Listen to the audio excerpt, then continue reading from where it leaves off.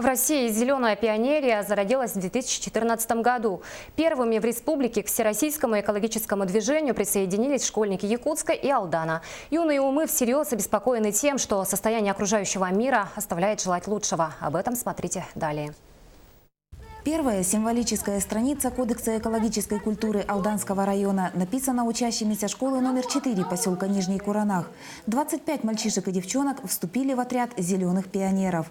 В знак посвящения сотрудники Алданского комитета охраны природы совместно с представителями департамента образования повязали ребятам галстуки, символизирующие цвет живой природы. Это добровольное общероссийское экологическое движение.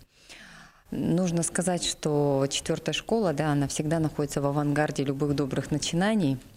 В России «Зеленая пионерия» зародилась в 2014 году. Первыми в республике к всероссийскому экологическому движению присоединились школьники Якутска и Алдана. Юные умы всерьез обеспокоены тем, что состояние окружающего мира оставляет желать лучшего. Есть проблема, конечно, с нашими заводами, загрязнение воздуха, мусор.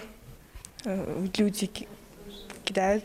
Благоустройство поселка и озеленение улиц, просвещение и экологическая пропаганда. Работы мальчишкам и девчонкам предстоит немало. Свои задачи «Зеленые пионеры» Нижнего Куранаха понимают ясно.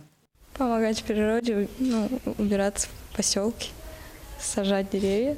Это могут быть субботники, мероприятия по посадке деревьев, это может быть и эко-корреспонденция. Экологическую культуру необходимо формировать с детства. Сотрудники комитета охраны природы выразили уверенность, что первый в Алданском районе отряд «Зеленых пионеров» будет не единственным. Татьяна Вахнина, Сергей Шипачев, Дмитрий Заливин, НВК «Саха», Алдан.